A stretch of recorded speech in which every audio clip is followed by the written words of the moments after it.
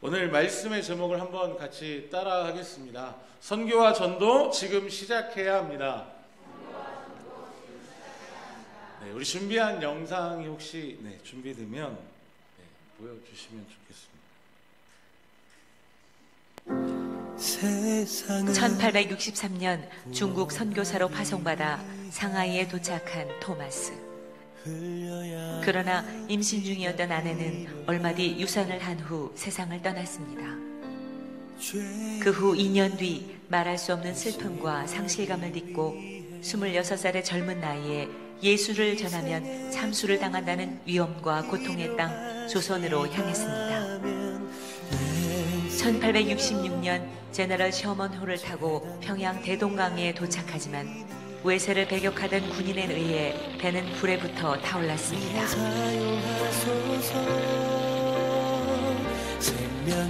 다급해진 토마스는 뱃머리로 올라가 성경을 뿌리기 시작했습니다. 결국 그는 마지막 성경 한 권을 가지고 무트로 올라와 자신을 죽이려는 박충권에게 성경을 건네주려 하지만 거절당했습니다. 그리고 얼마 동안 최후의 기도를 드린 후 그 자리에서 목베임을 당해 순교하였습니다.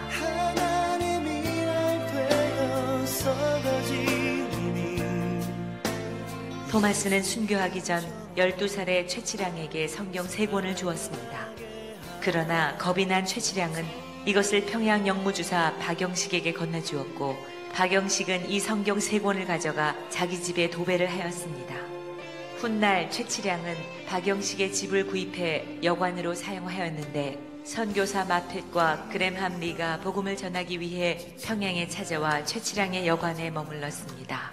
얼마 후 최치량은 마텟으로부터 세례를 받게 되고 성경을 찢어 도배하던 박영식도 감동을 받아 예수를 믿게 되었습니다. 결국 그의 집이 예배 처소로 쓰이게 되었는데 이것이 바로 평양 최초의 교회인 널다리골 교회입니다. 토마스를 죽인 박충권은 널다리골 교회의 종소리를 들을 때마다 괴로움을 견딜 수 없어 마텟을 찾아 참회를 하고 예수를 믿고 영주교회의 영수가 되어 평양 땅 부흥에 헌신하였습니다. 널다리골 교회는 성장하여 장대제 교회가 되고 이후 그 터 위에 더욱 큰 교회를 지었는데 그것이 바로 1907년 놀라운 평양 대부흥운동이 일어난 장대현 교회입니다. 1866년 대동강에서 순교한 한국 최초의 개신교 순교자 로버트 토마스. 복음을 알지 못하는 조선인들을 향해 뜨거운 사랑과 열정을 가졌던 사람. 죽음을 두려워하지 않고 담대히 예수를 전했던 사람. 하나님께서 결코 자신의 죽음을 헛되이 하지 않을 것임을 믿고 기쁨으로 순교한 사람. 그야말로 진정한 예수의 사람, 진실한 크리스천이었습니다. 오늘 우리도 그와 같은 믿음을 갖게 하소서. 나는 크리스천입니다. 우리는 크리스천입니다.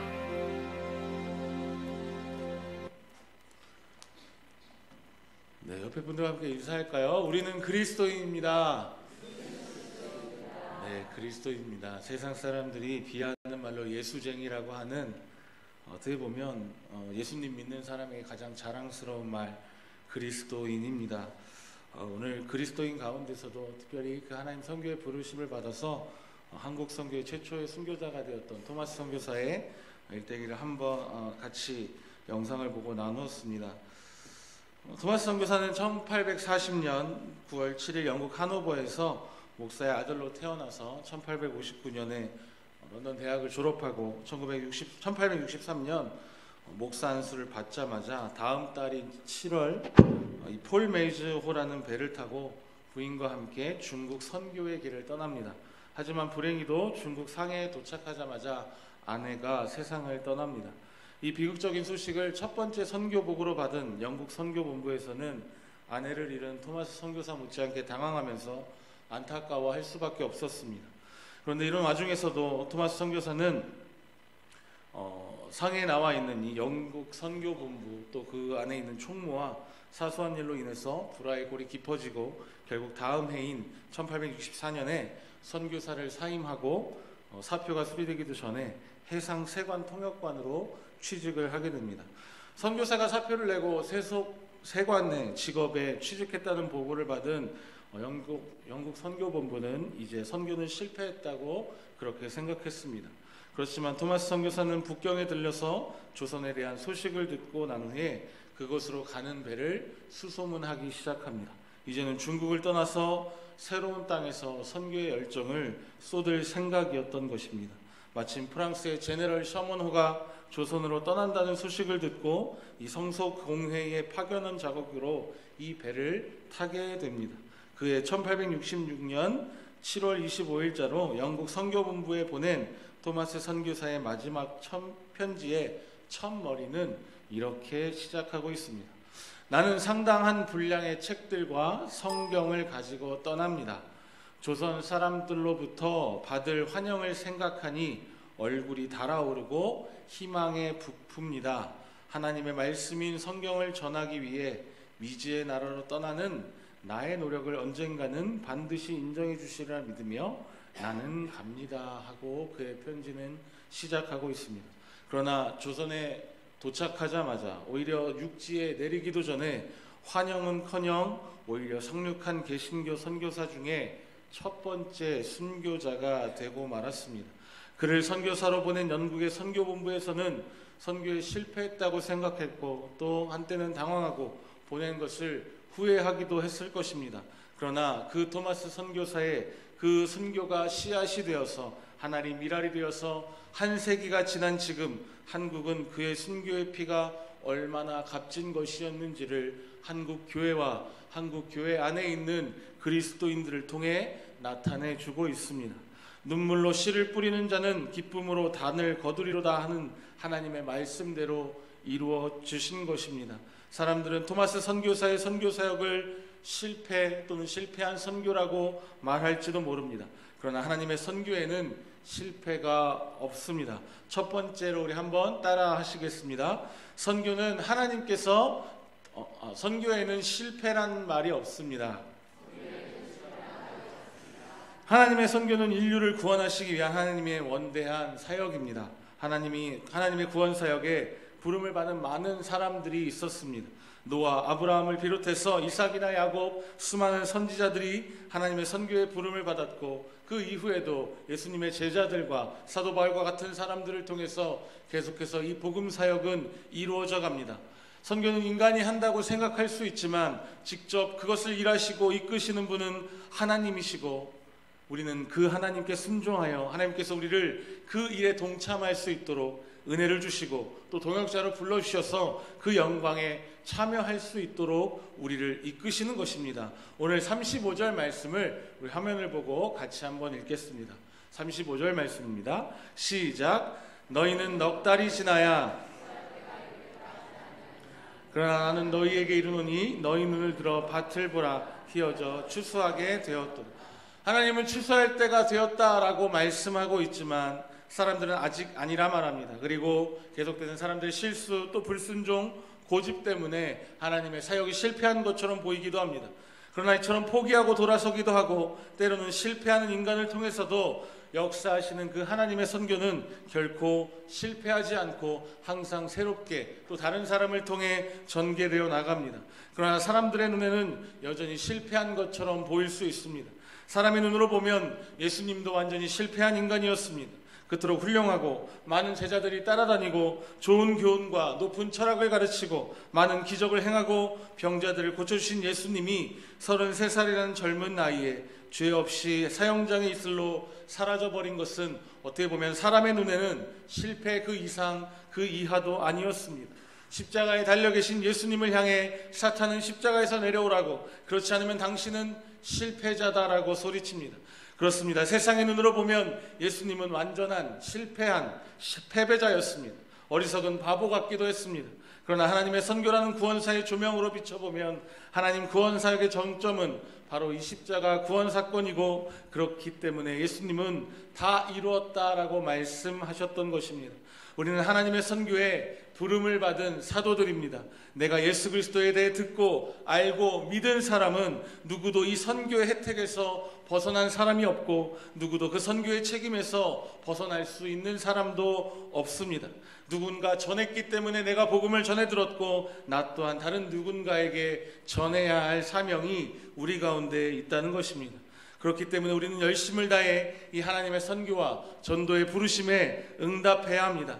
물론 세상의 눈으로 볼 때는 우리가 하는 일들이 때론 실패처럼 보이기도 하고 그렇게 한두 번 해서 되지 않는 일들이 너무나 많기 때문에 그렇게 오랜 시간 우리가 무언가에 노력을 하고 투자를 하고 또 그것에 열정을 쏟는 것이 불합리해 보일 수도 있습니다. 그러나 이제는 우리가 인간의 눈이 아닌 사람의 시선이 아닌 하나님의 시선으로 바라볼 수 있어야 합니다. 왜냐하면 하나님의 선교에는 때가 있을 뿐 실패는 없기 때문입니다. 오늘 본문 말씀은 예수님이 수가성 여인에게 복음을 전하는 내용입니다.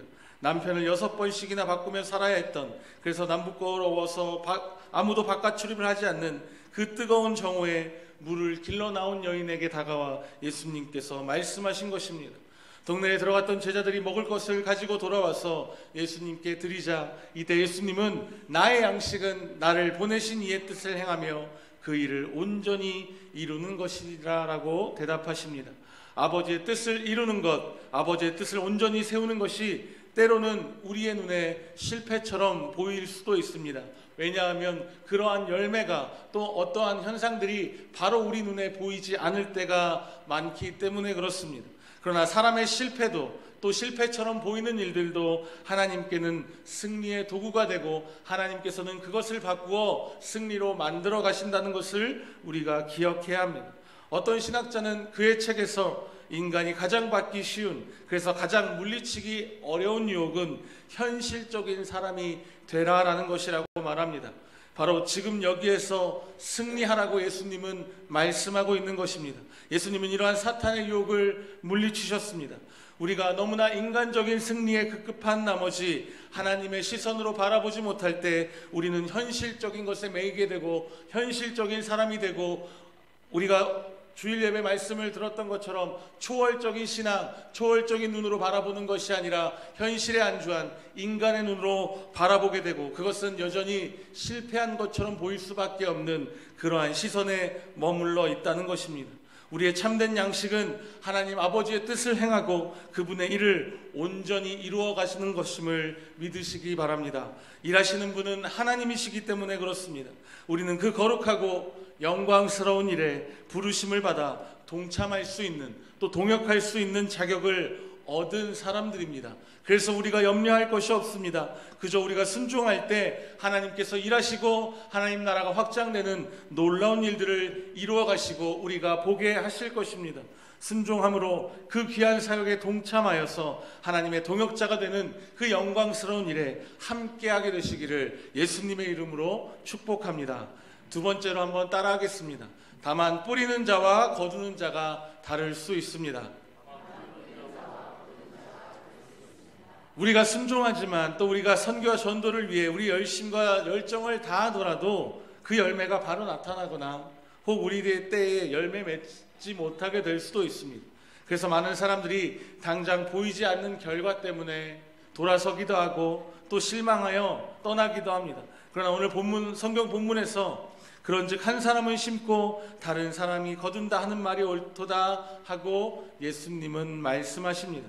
또 사도 바울은 고린도 교회에 보내는 편지에서 나는 심었고 아볼로는 물을 주었으되 하나님은 자라게 하셨나니 그런즉 심는 이나 물 주는 이는 아무것도 아니로되 오직 자라게 하시는 이는 하나님뿐이니라 라고 말하고 있습니다. 세상이라는 밭이 있습니다. 이 밭에는 농사를 짓는 일꾼들이 많이 있고 이 밭을 경영하시는 농장주는 하나님이십니다.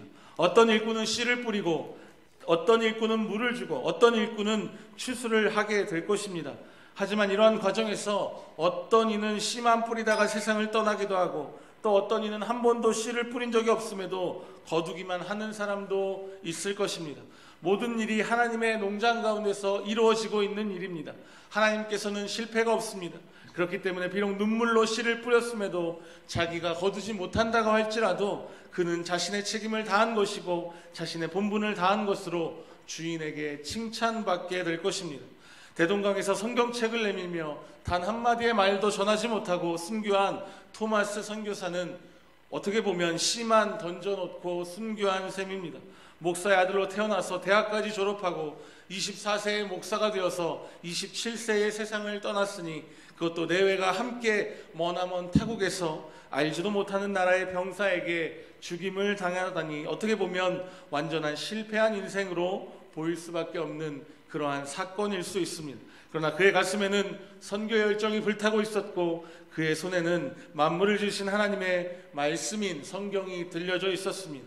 그것이 복음의 씨가 되어서 100년이 지난 오늘 한국의 기독교 인구는 1000만을 넘기도 했고 세계에서 가장 큰 교회가 있기도 하고 또 그 가운데 수많은 교회가 이 땅 가운데 세워졌던 것입니다. 비록 한국 교회가 지금 쇠퇴하고 있고 후퇴하고 있는 그러한 현실 가운데 있긴 하지만 어쨌든 이러한 선교사님들의 하나리 미랄이 되어 씨앗이 된 그러한 헌신 덕분에 한국교회가 100년 만에 이렇게 놀라운 전 세계에서 찾아볼 수 없는 유일무이한 부흥을 이룬 국가로 세워지게 되었던 것입니다.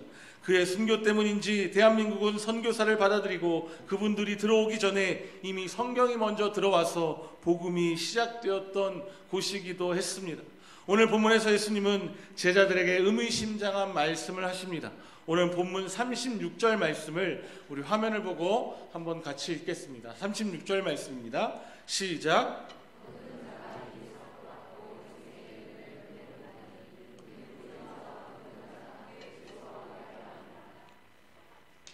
언젠가는 뿌렸던 자와 거두었던 자가 함께 즐거워하게 될 것입니다. 그러므로 우리가 실패를 두려워할 필요가 없습니다. 씨를 뿌리면서 혹시 싹이 나지 아니할까, 거두지 못할까 염려하거나 두려워하지 마시기 바랍니다. 때를 얻든지 못 얻든지 우리가 힘써서 선교와 전도하는 가운데 복음의 씨를 뿌리는 저와 여러분 되시기를 예수님의 이름으로 축복합니다. 우리 마지막으로 세 번째 한번 따라하겠습니다. 선교와 전도 지금 시작해야 합니다. 주님은 오늘 말씀을 통해서 어떻게 보면 이 복음 전파의 긴급성을 말씀하고 있습니다. 선교는 또 전도는 복음 전하는 일들은 지금 해야 한다고 촉구하고 있습니다. 나중에 내가 시간이 되면 여유가 되면이 아니라 주님은 바로 지금 시작해야 한다고 말씀하십니다. 미루거나 때를 기다리는 것이 아니라 지금 현재 우리의 상황에서 우리가 어떤 환경 가운데 있든지 나의 자리에서 내가 먼 곳에 나가서 전할 수 없을지라도 내가 이곳 가운데서 시작하는 것이 중요하다는 것입니다. 본문 35절에 보면 너희가 넉 달이 지나야 추수할 때가 이르겠다 하지 아니하느냐 희어져 추수하게 되었도다 라고 예수님은 말씀하십니다. 어떻게 보면 파종과 추수 사이의 기간이 넉 달이기 때문에 인간사에선 무엇을 준비해야 되고 무엇이 필요하고 이것을 하려면 이것도 있어야 되고 많은 준비들이 필요할지 모르겠지만 하나님의 기준에서는 그 넉 달이 이미 지나 추수할 때가 이미 이르렀다는 것입니다. 일찍 예수님은 추수할 것은 많으나 일꾼이 적으니 그러므로 추수하는 주인에게 청하여 추수할 일꾼을 보내주소서 하라 마태복음 9장 37절에 말씀하십니다.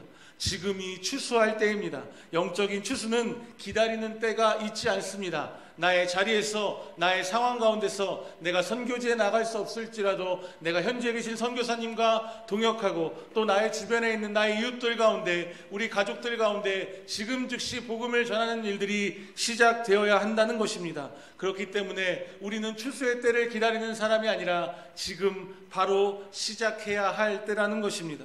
수가성 여인도 예수님의 말씀을 듣고 난 후에 즉시 회개하고 물동이를 버려둔 채 동네로 들어가 내가 말한 이 사람을 와 보라 하고 외치며 다닙니다. 여인에게 있어서 당장 필요한 것은 물동이가 상징하는 먹고 사는 일이었습니다. 하지만 그것을 뒤로 버려둔 채 자기를 멸시하고 경멸하는 동네로 뛰어들어가서 사람들을 불러서 예수님께 나아오라고 소리쳐 외치고 있던 것입니다. 대장간에서 연장을 만들려면 먼저 쇠를 불에 달궈야 합니다. 그리고 그것이 식기 전에 새 망치로 내려쳐야 연하게 구부러져서 새로운 연장으로 재창조됩니다. 영적인 인간도 예외는 아닙니다. 성령의 불을 받고 복음의 일을 받은 즉시 혹시 나에게 하나님께서 선교와 전도에 그러한 뜨거운 마음을 주셨다면, 혹은 나에게 그러한 사람을 붙여주셨다면, 그것이 나의 상황과 환경과 어떤 때와 상관없이 즉시 순종하여 하나님 일에, 또 하나님 말씀에 순종하며 나아가실 수 있기를 예수님의 이름으로 축복합니다. 저는 어렸을 때부터 보수적인 장로교회에 다녔었습니다.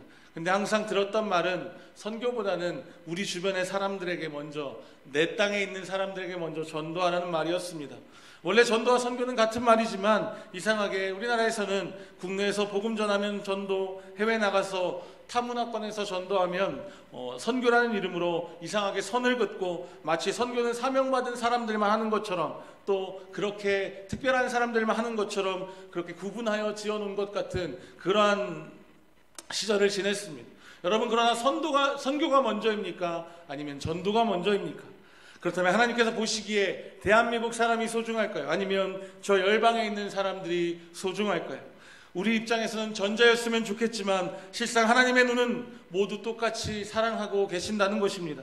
태어나서 죽을 때까지 예수님 한번, 복음 한번 들어보지 못한 그런 영혼들이 오히려 더 불쌍하게 느껴지지 않으시겠습니까? 요나서를 보면 국수주의자인 이 요나의 모습과 이방인들도 사랑하시는 하나님의 모습이 대조적으로 등장합니다. 요나의 입장에선 이 자신의 나라인 북이스라엘이 하나님의 은혜를 받고 또 그 은혜를 받아 용서받고 잘 되는 것은 좋은 일이지만, 맨날 자기 민족을 괴롭히고 자기들을 치고 까고 하는 이 아수르 제국이 하나님께 용서받는 것은 사실 자기가 죽는 것보다 싫어하는 모습을 요나서를 통해 우리는 보게 됩니다. 그러나 결국 요나를 돌이키시고 복음을 선포하게 하시고 그들을 용서하여 주십니다. 그리고 왜 그들을 사랑할 수밖에 없는지 박넝쿨 체험을 통해 요나에게 친절히 설명해 주시기도 하십니다. 전도와 선교, 뭐가 먼저겠습니까? 뭐가 먼저랄 게 없는 것입니다.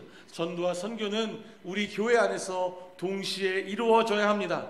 대한민국 먼저 전도하고 우리나라 먼저 전도했다가 해외 나갔다가는 예수님이 오신 지 2000년이 지난 지금도 아직도 복음을 듣지 못한 민족이, 수많은 민족들이 있는데 다시 2000년이 지난다 해도 그 민족들에게 복음을 전한다는 건 불가능한 일일 수도 있습니다. 선교팀, 선교사님이 해외에서 복음을 전함과 동시에 국내에서 또 우리 교회 안에서는 전도팀이 함께 연합하여 복음을 전하는 일이 이루어져야 한다는 것입니다. 그래서 누가 먼저랄 것도 없고 무언가 우선순위가 되는 것이 아니라 함께 같이 이루어져야 한다는 것입니다. 선교하는 교회는 망하지 않습니다. 선교하는 교회는 부흥할 수밖에 없습니다. 제가 봐왔고 제가 보았던 선교하는 교회는 망했던 교회가 하나도 없습니다. 그것은 물론 사람이 잘해서가 아니라 중요한 것은 열방에 죽어가는 영혼들을 사랑하시고 그들을 향해 나아가는 우리의 사역이 너무나 귀하기 때문에, 그것이 하나님의 일이기 때문에 하나님이 우리 교회를, 공동체를, 선교하는 사람들을 포기하지 않으신다는 것입니다. 그 때문에 하나님께서 그 사역을 놓으실 수가 없습니다. 그래서 우리는 선교해야 하고 열심히 이 땅에서 전도해야 합니다. 부흥을 떠나서 그리스도인 된 우리가 마땅히 해야 할 본분, 우리가 복음을 누군가에게 전해 들었다면 우리가 누군가에게 전해야 하는 사명이 우리에게 있기 때문에 그렇습니다. 그렇다면 가정은 어떻습니까? 선교하는 가정, 전도하는 가정, 하나님이 그냥 두시지 않는다는 것입니다. 하나님께서 복을 주시고 계속해서 그 일들을 통해 가정이 잘 되고 복을 받아 그 가정을 통해서 수많은 영혼들이 돌아오게 하실 것입니다. 우리의 목적은 우리가 잘 되는 것이 되어서는 안 되겠지만 전도하고 선교에 힘쓰는 우리를 그냥 두실 하나님이 아니라는 것, 복 주시는 하나님이시라는 것을 우리가 꼭 기억했으면 좋겠습니다. 그래서 찬송가의 가사처럼 우리가 먼 곳에 나가서 전하지 못하더라도 나 증거하지 않으면 그 사랑을 모르리라는 가사처럼 우리가 증거하지 않으면, 나가서 전해보지 않으면 그 그리스도의, 그 예수님의 놀라운 사랑을 우리가 미처 마음 깊이 깨달아 알 수 없다는 것입니다. 그래서 우리가 더욱더 증거해야 하고 증인이 되고, 증인의 삶은 그 하나님의 사랑으로 충만한 삶이 될 줄로 믿습니다. 그래서 증인된 삶을 살아가시기를 축복합니다. 먼 곳에 나가서 나가서 전하지 못하시더라도 선교사님들을 위해서 또 선교지를 향해 나아가는 우리 선교팀들을 후원해 주시고 중보해 주시고 함께 동역해 주시기를 부탁드립니다. 그래서 우리가 함께 협력하여 모든 교회가 하나 되어 이 선교에 힘쓸 때 또 전도에 힘쓸 때 하나님께서 우리 덕양중앙교회를 축복하여 주시고 놀라운 부흥을 허락하여 주실 줄 믿습니다.